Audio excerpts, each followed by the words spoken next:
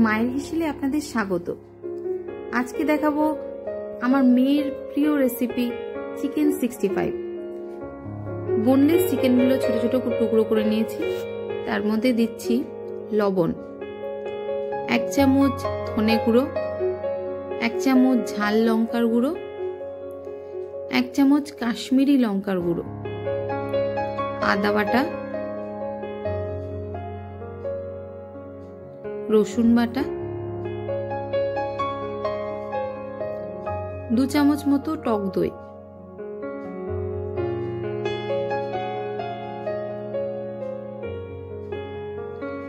কারি পাতা ছোট ছোট কুচি করে নিয়েছি,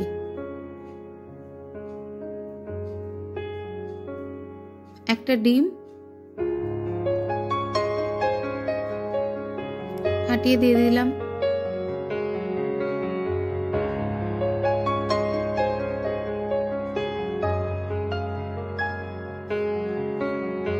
এক টেবিল চামচ মতো চালের গুঁড়ো এবং 1 টেবিল চামচ মতো সাদা ময়দা সামান্য তেল দিয়ে ভালো করে মেখে নেব।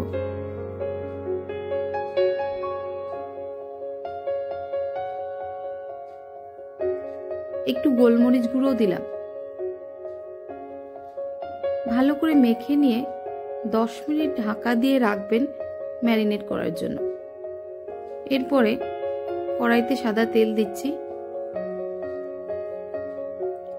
মিডিয়াম ফ্লেমে চিকেনের টুকরোগুলো ভালো করে ভেজে নেবেন।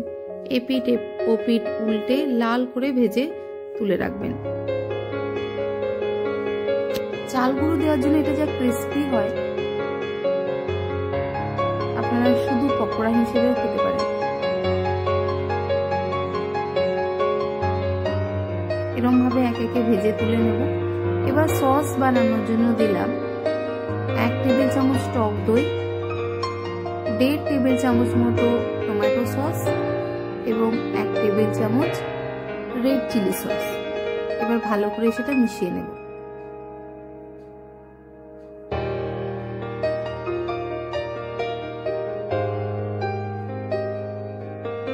এবার চিকেন ভাজার তেলগুলো বাকি তুলে নিয়ে 1 টেবিল চামচ মতো দেব এবং তার মধ্যে দিচ্ছি ছোট ছোট করে কেটে নেওয়া 1/2 কাপ মতো রসুন কুচি।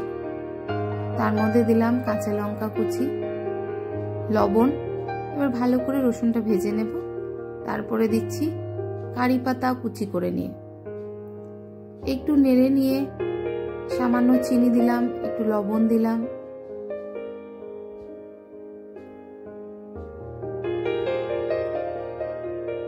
ভালো করে ভাজা ভাজা হয়ে গেলেই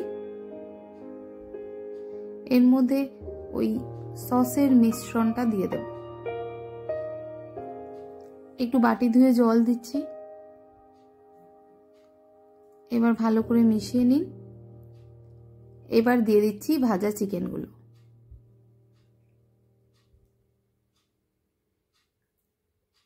চিকেনের সঙ্গে গ্রেভিটা ভালো করে মিলিয়ে নিন।